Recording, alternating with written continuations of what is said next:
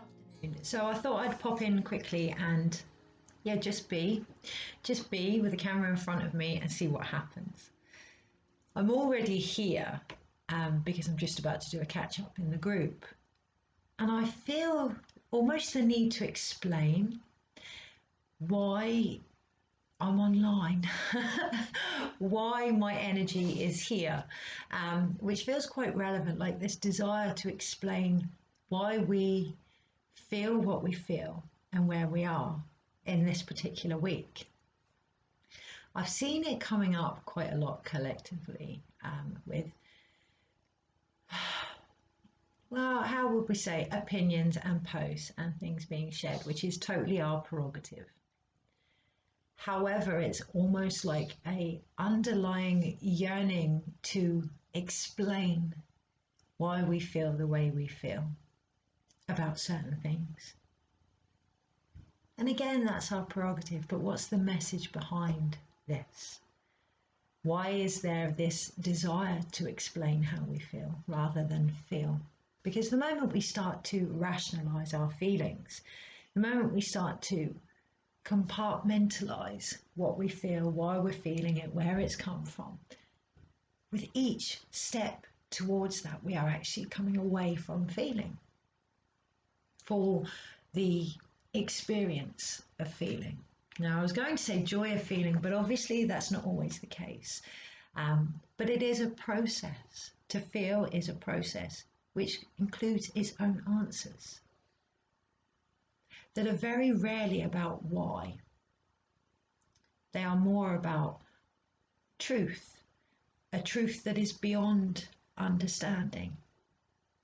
Truth for me has been coming up a lot this last week, and I can see that it's been rising for many in many different forms. And the truth of truth is that it is so vast and so expansive that when we are in the position of who is right, who is wrong, understanding, really we're missing a deep elemental aspect of truth. And that is knowing.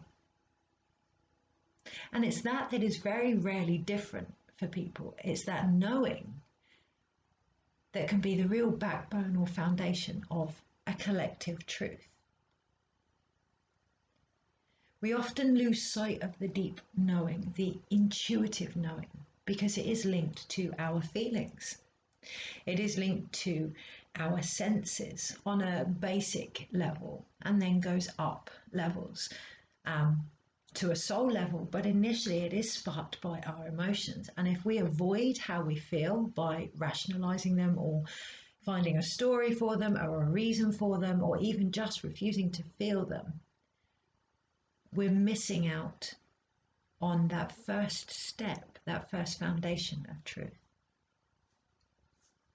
So when I say that truth has been coming up a lot for me lately, this last week in particular, truth has almost replaced my vocabulary of the word healing.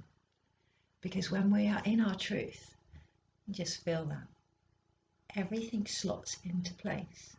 Everything that we believed needed healing automatically aligns because we are standing in our truth. And that all comes from feeling. It's like a union between the body and the soul. It's that balance. My dog's just walking out of the dining room and going outside. And everything for me is a message, everything. And my dog walking outside for me is very much being in nature. Very much. When it all becomes confusing or restrictive, he left the dining room, the place where we eat, what we feed ourselves, these truths, these stories, these emotions. When it all becomes a bit too much, he's gone outside into nature. And that's important for many reasons. First and foremost, obviously, we connect to that deeper knowing, that deeper understanding. We can get very caught up in what is real and what isn't. And then when we go outside, our eyes open and we connect to a vibration that goes beyond us, that is earthly and universal. And then we can take it one step further and start to see the signs that nature is providing for us. either as a reflection of what's going on for us or as something to be mindful of. So an example, today I've just come back from walking my dog, hence the hair. Not that I need to make a reason for that, but I've just come back from walking my dog, and whilst on our journey, which reminds me of the Fool card, which feels relevant for this week, a new beginning, a potential new beginning there. Whilst on our journey, walking uphill, that struggle, yeah, I received a phone call from an estate agent. My husband and I are in the process of, or were in the process, shall we say, of moving, uprooting, changing our base. It felt like it was a necessity, like we had to. Up until yesterday, basically, when I received great guidance about support and asking for help, and that help then coming, but we need to ask. So I received this phone call from an estate agent, and I won't go into who they were because they are the trigger of the message, and that feels relevant as well. I'm not going into who the insight is about that might rise for us over the next week or so, but looking at the message behind it. So this particular estate agent, I will say that their name revolves around the ethos of leading people forward, their home, their base, their foundation, because that is important. A lot of leaders helping people move forward. Now, despite filling in a form, stating what I needed, a place for myself, my husband, my son, a home for my animals because they are my family, the phone call I received back stated that there was no space for animals. This isn't new for me, and this is entirely up to the estate agent and the person renting out their home. I understand that some animals can destroy homes. I understand that. On the other hand, I am also very aware of the amount of animals that are in rescue homes because of this issue. But again, digging deeper, what is the message here? For me, bringing it back to the self, always bringing it back to the self. My needs have gone unnoticed. The very things I'd asked for were the very things she couldn't give me. Not that individual person, not that estate agent, but the agent for helping me move forward couldn't give me the things I'd asked for. And ironically helped me move forward because it was in that moment and many moments that I actually said the animals are non-negotiable. Now this actually surprised her, and I need to have a pause. Because when we come across something that is non-negotiable, something we are not willing to step back from, it can surprise people. And in that moment of uncertainty, whether it's truth, opinions, healing, estate agents, whatever, in that moment of standing up for what is right for you, there can be a push and pull, like a dance of energy, and we can almost back down. Or we can decide to push so hard that we enforce our energy onto another.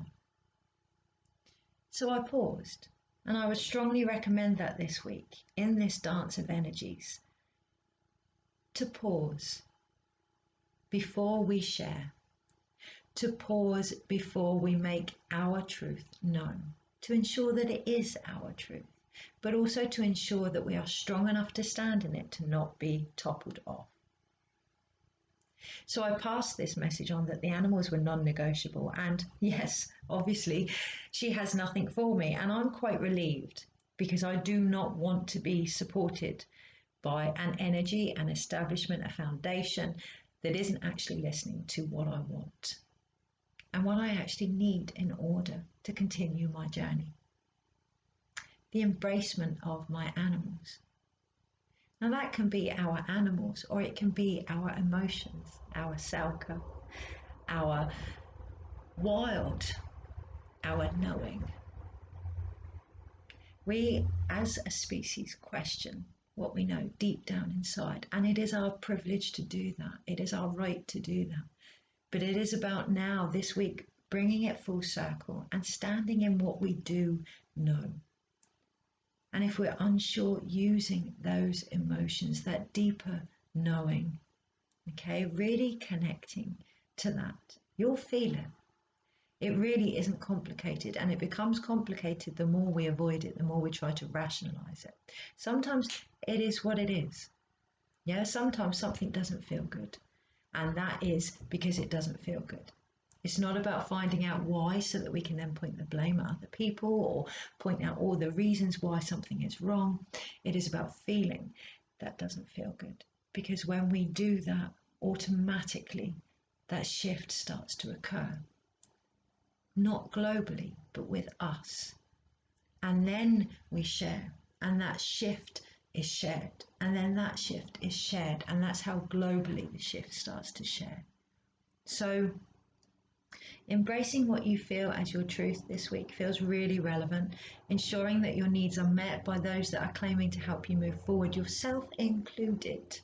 Okay, so we can all get caught up in, I'm doing this for me, this is what I need to do, and sometimes it can be a beautiful distraction or a not beautiful distraction to take us away from what it is we need to look at. So pausing, even with your own thoughts and your own emotions before sharing them.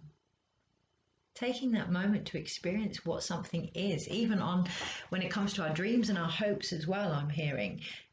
Experiencing what something is before we share it, because when we share something it can trigger others positively and negatively. So just having a moment for that thing to be yours so that you can do what you need to do and love it and nurture it, and then share if you feel you need to. So I'm aware that I've literally got about 10 minutes before I need to get into my group for a catch up. So with that in mind, I am going to pull some cards for this week. And apparently it's going to be daily. Okay. What I hear is when we look at the bigger picture, we then have the ability to focus on the smaller aspects so that we can see how the bigger picture is made. We can then start to change small bits, small steps. Many foundations have been knocked down over the last 6 months, and it's about building them slowly now, slowly. There are extremes. Yeah, 5 of fire, stress. So I'm going to leave that to one side. I'm going to leave that to one side. Anything that is too stressful on the body right now, leave it to one side. Now, that's not putting your head in the sand. That is worrying about the things that you can change. Yeah, the things that you cannot are distracting you from the things that you can. It is as simple as that. That was really quite clear. One of the things that came through today for me personally and collectively was commitment, and committing to our contracts, what we've come here to do, not getting distracted, now more than ever being very focused on what we came here to do. And if you're not sure, you'll know by how it feels. That will be our trigger. Okay. There's something else.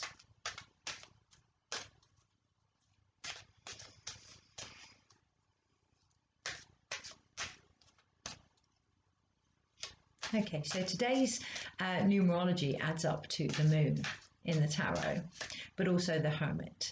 And it feels like really turning our emotions now on their head and seeing them as the light to guide us forward, which is what I've already mentioned. But when I say that there's something else, it feels like the need for something else to come in to almost confirm what we're feeling. Again, that desire still being there, and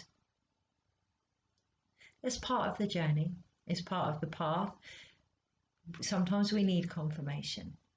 But what I'm seeing here is to take our emotions and start walking with them and look at the confirmation along the way, rather than waiting for confirmation before we act with them.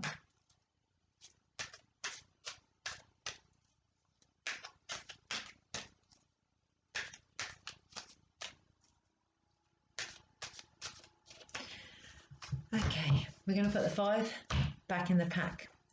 Now that I'm putting the 5 of fire, the stress card, back in the pack, on top of the chariot, believe it or not, it feels like we can see the stress for what it is, bring it back now. Energy being scattered, That's what I really feel right now, energy being scattered, and how quickly it can happen. How quickly it can happen. So at the beginning of this video, it was very much explaining why I was on the internet. Now, I don't know about anyone else, but I can be on my phone checking something, I don't know, a house or my bank or whatever, and next thing you know, I can be on a social media site, and I have no idea how that happened. Obviously, I've done it, and I've done it subconsciously, and then half an hour later, I'm still on there and caught up in many different ideas and actions and opinions and energies, and we can get very scattered with that. So it's bringing it back to committing, cutting down the time that we spend perhaps on the internet, or looking at why we need to be there. How did we get there? How did we get where we are now? How did we get on a social media site, even though we were checking our bank account? How do we get to these places? Being very wary of the little bits of energy that seep out this week. I almost see like little children running off, calling them back, calling that scattered energy back, and even committing to it on a daily practice. So at the end of the evening, in the shower, or as you're putting on your clothes for nighttime or whatever, as you're taking off the old day, literally take off the old day. Watch the sun go down and release everything from that day. You don't need it. Release it. You've acknowledged it. Our job is to give something awareness, not hold on to it. So release it. Release it as the sun goes down, as the moon comes up. It's now gone. It's nighttime. Okay? And then we wait for the new to come in. Rather than scattering our energy, make a commitment this week daily, even if it's with a breath, just to bring back that energy. Keep bringing it back. Everything that is yours, keep bringing it back. Okay. Feels really important because there are extremes going on, and ours is to find a balance between the two. There's always extremes, but when we stay in the extremes, we can end up very much in fight or flight. Very much our emotions then become survival instinct rather than intuition. So keeping that balance. How? Look at where our energy's going. Bring it back. Okay, so I am going to pull one card for every day. Right.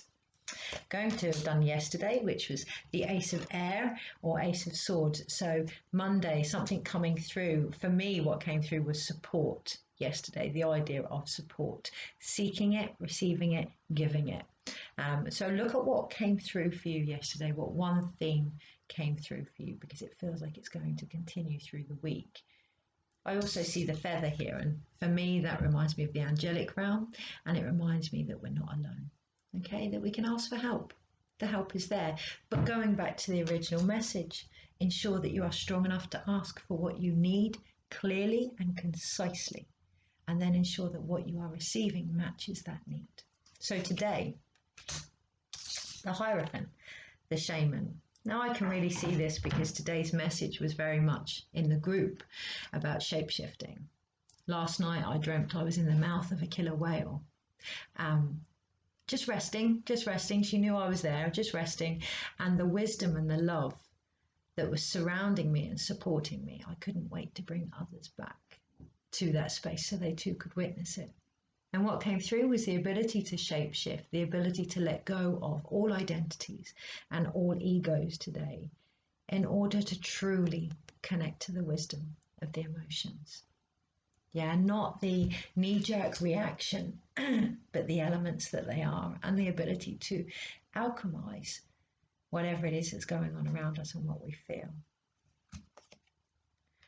So tomorrow we have the Devil card, and what I see here is, again, reiterating, asking for what we need, being in that space, standing firm what we need, not seeing it as torment anymore, not seeing it as what holds us back, but what can actually help us move forward. It feels like the remnants of the Capricorn moon left over, and finally seeing that actually what we would believe is restricting us can be the very key to our freedom. It's all about the perspective and turning it on its head. So things that come to light in particular this week are a great lesson when it comes to observing our mind our mental patterns, our connection, faith, hope, and trust in our higher self, and our ability to transcend the chains that are being triggered by what we see but have actually been put there by ourselves.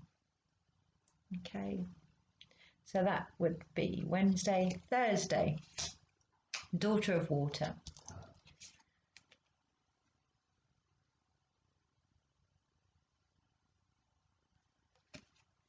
So it feels like that card needs to be linked somehow with another one on Thursday. It feels like Thursday and Friday almost merging into one. So from now until Wednesday feels like the end of something.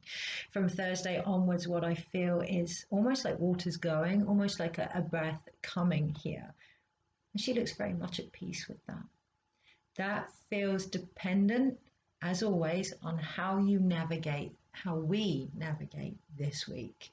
How observant we are of our thoughts, how we use our emotions and our feelings and our journey to transform our path, the insights that we seek. So the shaman in this deck is the Hierophant. Who are we going to seek these insights? Are they outside of us? Are they balanced? Are they coming from a place of reflective trauma, or are they going above that? Okay. Are they helping us to break the chains, or are they placing more on us? There's a lot coming to light, and there's a lot coming to light in particular around innocence, power, children. And it is going to understandably affect us all.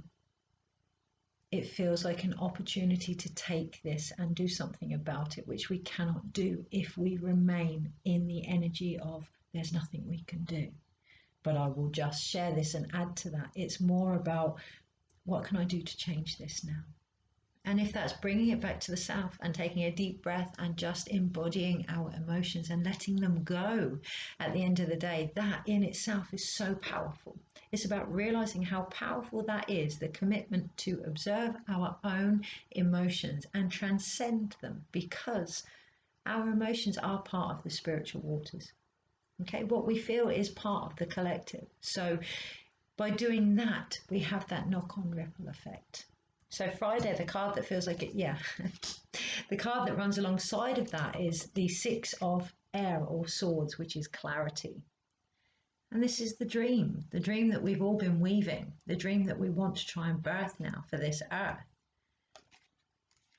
Dependent on our ability to sail across our emotions. So the Six of Swords is normally a character in a boat going across the river Styx, the river of souls, the place of the underworld, the ability to cross different, journeying, that's what I see, but different levels of the subconscious. When we experience and observe our emotions, we can let them flow. And by doing that, that's when we get the clarity of mind. What I'm hearing is, rather than the mind controlling the emotions, let the emotions steer the mind.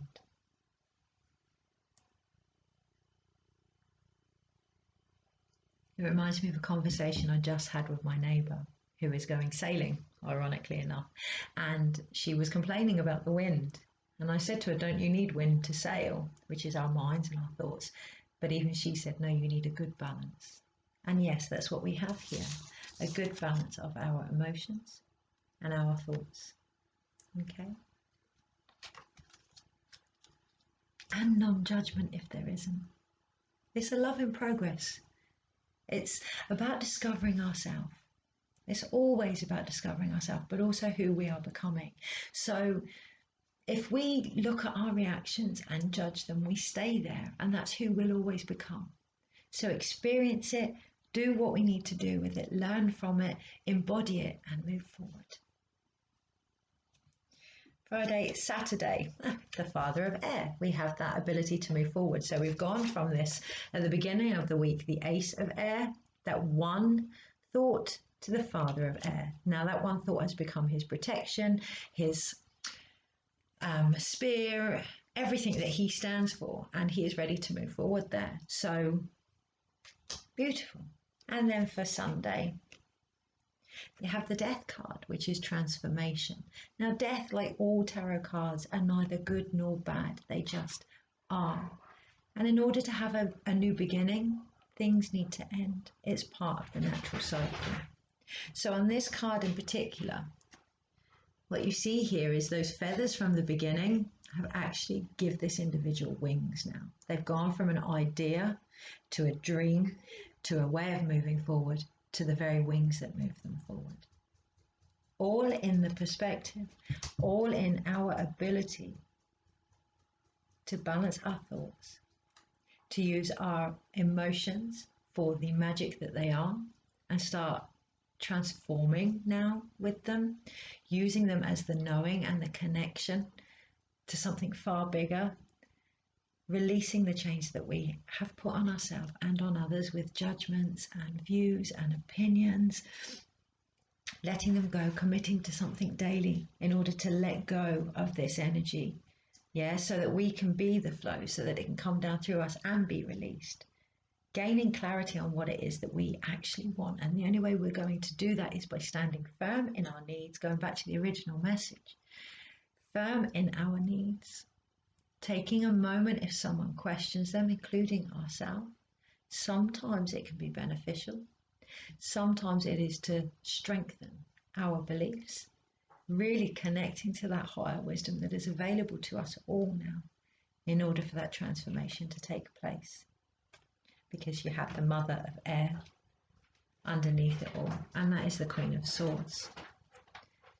That is that ability to connect to everything, to go straight up, to know what she is after, to see the bigger picture of the eagle, but also the ability to focus on what it is she needs now to move forward. Now, when I say she, I don't mean female, I mean intuition, intuitively what is needed. So it may not be a week of action as such. It seems like it's more a week of observing our thoughts and our emotions as the foundation that they are. Because until we change those, we keep repeating the same thing. So have a wonderful week. I'm going to go because I'm about to join my group on Facebook. Take care. Stand firm in who you are. You've done the journey. Okay? And it's about you believing that now so that you can move forward.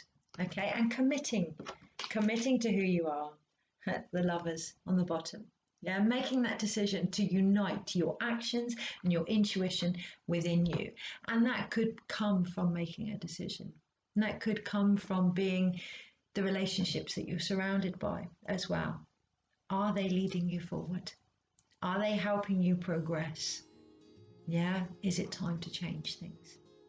And being okay with that. Take care. Have a wonderful week. Bye.